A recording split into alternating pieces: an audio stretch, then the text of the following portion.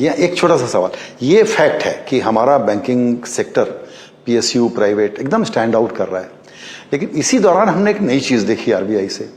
पहले था कि छोटा मोटा कैश पेनल्टी लगा दो बैंक अगर थोड़ा कहीं रूल तोड़ रहे हैं तो, अभी लेकिन आपने तो बिजनेस रिस्ट्रिक्शंस लगाए हैं और अच्छा खासा पनिशमेंट दिया है। इसके पीछे क्या थॉट है आपका? नहीं, वो पनिशमेंट नहीं, वो करेक्टिव स्टेप है। मैं उसके बाद में आऊंगा, पहले मैं आपका वो जो डिपॉजिट और क्रेडिट उसके बारे में बात कर लेता हूँ। इसे देखिए, आपने सही कहा, यंग इंडियंस जो है, जो आजकल मतलब प्रोफेशनल्स हो या कहीं पे भी नौकरी कर रहे हैं, यंग इंडियंस में ये जो इंटरनेट एज है, मोबाइल एज है, टेक्नोलॉजी जहाँ पे इतना इम्पोर्टेंट बन गया है हमारे डे टू डे लाइफ में, यंग इंडियंस आर एस्पिरेशनल। और इसमें कोई गलत चीज नहीं है। वर्ल्ड ओवर यही होता है, जब एक कंट्री प्रोग्रेस करता है, जब एजुकेशन लेवल टेक्नोलॉजी आगे जाता है, तो नेचुरली यंगर पॉपुलेशन जो है they get attracted to other markets. उसमें कोई मतलब there is nothing wrong in it, it's a natural process and it's a positive development also. If youngsters are going into stock markets, if youngsters are buying insurance products, if they are buying investing through mutual funds, it's a good thing. It should happen. हम लोगों का ये सिर्फ कहना है कि देखिए, बैंकों को ये हम एडवांस एक कॉशन की तरह से हम बता रहे हैं, प्रोएक्टिवली एडवांस हम ये कह रहे हैं कि आप इसको केयरफुली मॉनिटर करिए। अभी कोई प्रॉब्लम नहीं, लेकिन आगे जाके ये एक स्ट्रक्चरल लिक्विडिटी इशू बन सकता है। मतलब जो gap between credit and deposit growth अगर कंटिन्यू करता रहता है, if it continues in a very if it becomes persistent, then it can create liquidity issues.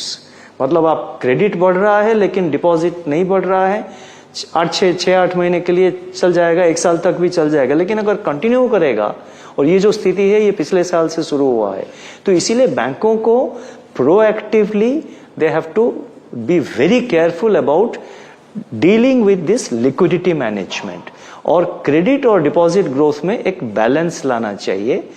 और another positive thing which has happened is banks are even today, I find that banks, quite a number of banks are now raising funds through by floating infrastructure bonds.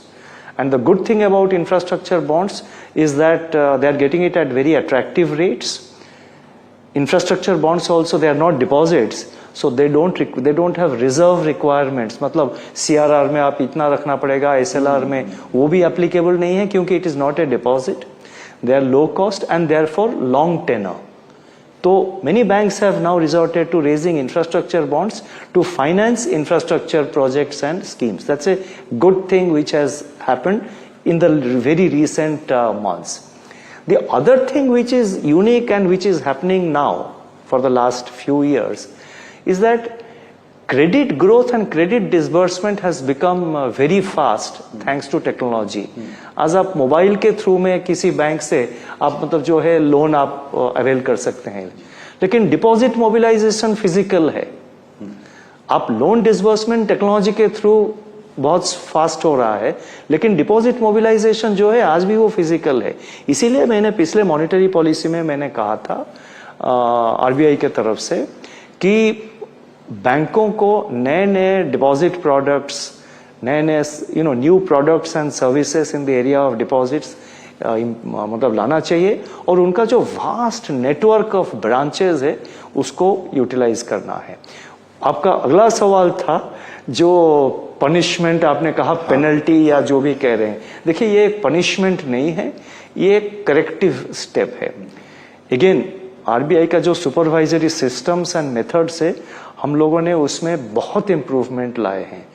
आजकल जिस deep level में हम supervision कर रहे हैं, वो मतलब there is a lot of qualitative improvement.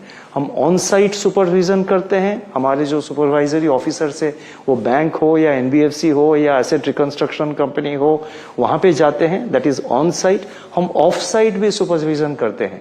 Of site मतलब टेक्नोलॉजी आज इतना एडवांस हो गया है, हमारे पास सारे डेटा फ्लो जो है वो रियल टाइम बेसिस में आ रहा है, तो हम ऑन साइट ऑफ साइट भी ऑफिस में बहुत सारे बैंकिंग सेक्टर का, हर एक बैंकों का, एक एक बैंक का क्या क्या ट्रेंड है, कितना लोन जा रहा है, कितना डिपॉजिट आ रहा है, लोन में अगर डिफॉल्ट है तो कोई ओवरड्यू रिपेमेंट नहीं हुआ तो 0 to 30 days 30 दिन तक कितना ओवरड्यू है, 30 दिन से 60 दिन तक कितना ओवरड्यू है, क्या 0 to 30 डेज का जो ओवरड्यू है क्या वो धीरे धीरे कम हो रहा है, लेकिन 30 to 60 डे ओवरड्यू बढ़ रहा है क्या।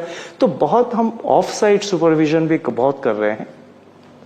तो इसीलिए हमारा जो सुपरविजन है, it has really, we have now developed it and it is being now done with a kind of, मैं हमेशा अर्जुना's आई यूज करना कहता हूं, लेकिन एक ईगल्स आई की तरह हम वॉच करते हैं। 1 मिनट में बस कंप्लीट कर रहा हूं।